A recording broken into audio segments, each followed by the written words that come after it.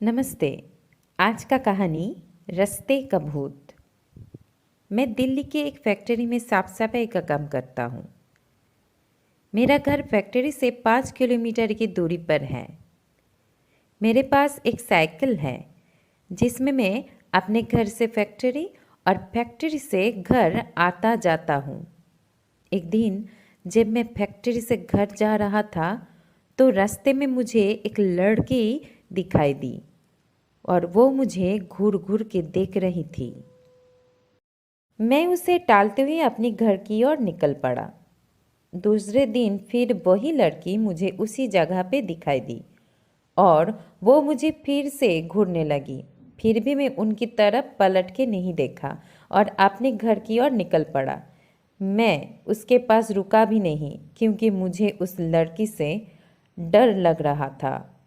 वो लड़की कई दिन तक मुझे दिखती ही रही। एक दिन वो लड़की वहाँ पर नहीं दिखाई दी तो मैं सोच में पड़ गया, ऐसा क्या हुआ जो वो लड़की आज यहाँ नहीं है। फिर मैं अपने घर की तरफ निकल पड़ा।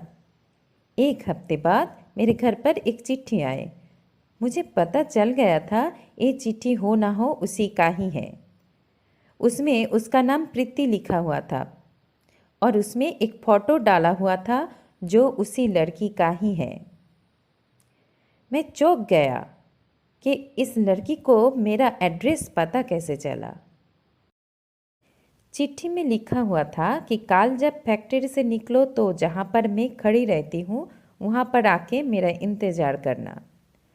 नेक्स्ट डे मैं फैक्ट्री से निकल के उसी जगह पे पहुँचा, लेकिन लड़की वहाँ पर नहीं मिला। काफ़ी देर तक मैं उसका इंतज़ार करने लगा, फिर भी वो जब नहीं आए मैं अपने घर की तरफ चल दी।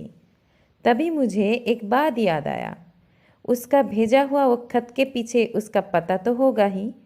जल्दी से मैं घर पहुंचा और उसका वो चिट्ठी लेके उसका पता पढ़ने लगा। फिर मैं उसके घर उससे मिलने के लिए उसी पते पे चल दी। दरवाज़ा खोलते ही एक आदमी आया और बोला कि क्या काम है। तो मैंने बोला कि मुझे प्रीति से मिलना है। तो उस आदमी ने बोला कि मैं उसका पापा हूँ और प्रीति को मरे हुए 2 महीना हो चुका है। मेरे तो हाथ पाँव कांपने लगा।